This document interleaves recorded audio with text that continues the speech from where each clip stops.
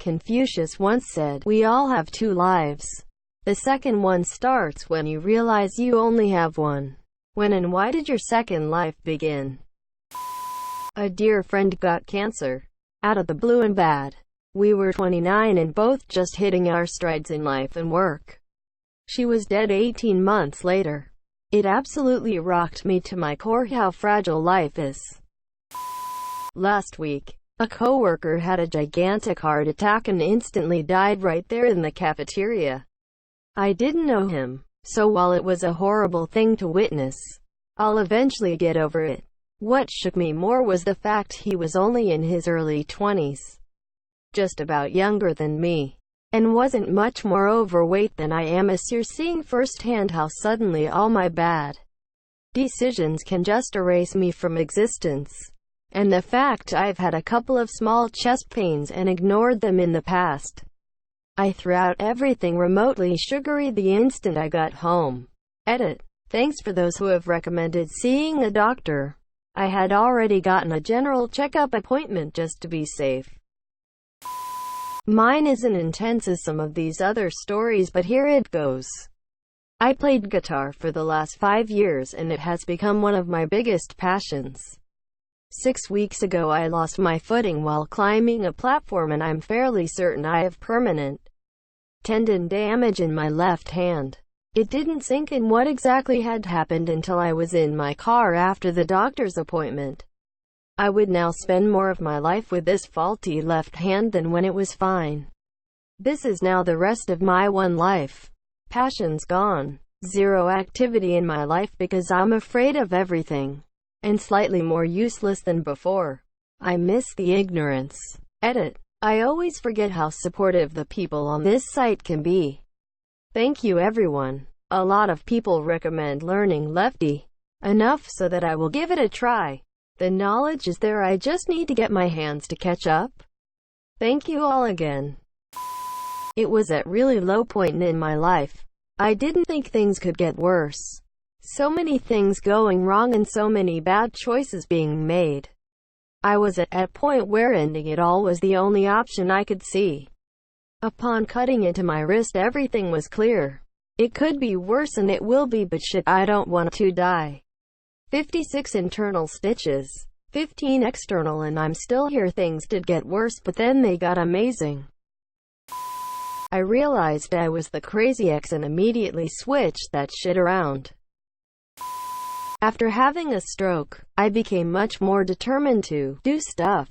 I'm much more aware that YOLO. 2 years ago last month I used meth for the last time. Edit. Wow, this blew up. I'll take the time to reply to everyone individually later. But I just want to say thank you to everyone for the kind words and encouragement. I would also like to say that I have a medical marijuana card. So I do not consider myself sober. I am definitely still in recovery, specifically from amphetamines and alcohol. Marijuana and Zoloft are the only drugs I will ever put in my body again. So 1 week after being told I have prostate cancer at 47, I decided I needed to get fitter and healthier. But honestly, my heart wasn't in it and I was on the verge of depression. It's 5:40 a.m. and I am idly drinking tea before going to the gym, but I am 50-50 about going back to bed and pretty much giving up on life. Scrolling down Facebook, I see the quote, "A man has two lives. One before he realizes he is mortal and one after." I stared at it like it was a revelation. Something I can't describe lifted in me. I drained my tea and went to the gym. Almost exactly 1 year later I am fit. Officially, I have lost 15 kilograms, with another 13 to go. And 6 mornings a week, I row a 10K on a Concept 2 rowing machine. And go to the gym dong weights once a week. My last scan showed the cancer hasn't changed one bit in a year. And now will be monitored for 2 years to see if it's stable. If I do need to have it removed, I am in the best shape for a successful op. It's no exaggeration to say this quote changed my life. When I graduated high school and realized I had no skills, no interesting hobbies, nothing interesting about myself, and that it was no wonder I struggled so much with dating. Spent the last few years changing that. January 13th, 2018. I was in Honolulu, Hawaii during the false alarm ballistic missile strike. I called my parents to say goodbye and waited for the impact in the basement of our hotel with my fiancé. It took way too long for them to correct the mistake and let people know it was a false alarm. We were visibly shaken all day, and upon returning I decided then that I would request 3 months off work for my honeymoon instead of 2 weeks. Traveled the world and remembered how important family is compared to work. I still need to remind myself about it every so often, though, because the grind gets to you. I got psychological help. I used to think that life just sucked for everyone and the trick was to fake your way through it. That faking was what I thought other people's happiness was. From puberty to after my 40th, I lived where every moment of happiness was weighed down by an ever-present depression and lack of self-esteem. I know this is small compared to what most people go through in life, and that's exactly the mentality that kept me from getting help. Took a bit, but after talking with a counselor once a week for a few months, being referred to a psychiatrist with initial diagnosis, and working with my psychiatrist to find medicines that work, I finally feel what I can only assume is normal. I wake up most days with an underlying happiness that's never been there before. Moments with my kids are not darkened by thoughts that I don't deserve them or that they wouldn't love me if they knew me. Don't be like me. Even if your mountain seems small compared to your view of the mountain others are climbing, that doesn't mean you couldn't use some help finding the right path. To quote an old man from my childhood, it's dangerous out there. When I quit my job 5 years ago and biked across the country, the second I finished, I realized that I was forever going to look at life differently. I had been working an absolutely horrendous job. High stress, low pay, terrible hours. All because I needed the experience it gave me for my career. At some point, I realized I don't have to be this miserable. Rage quit. Bought a bicycle and cycled across the continental US for 2 months. Found my center and my confidence and started treating myself better. Met some of the most interesting, most batshit crazy, and most honorable people along the way. Best decision I ever made, and I still treat myself with the respect I feel I deserve. Edit. Real quick edit to share a few more details. Since many are interested, this is not the complete log, because I just didn't care to keep it up after a while. It does, however, share my prep and first few weeks on the road. I suppose when I turned 20. Prior to that, I had never thought past that age. Spent a long time stuck in a "now what?" phase, trying to not have an existential crisis. Eventually went to college, got a degree, and now work in the field I studied for. Battled depression and won, and found some of the things I was looking for in life. Starting to figure out what I want from life and what it's going to take to get there. So I guess I started my second life when I got out of my age 20 funk.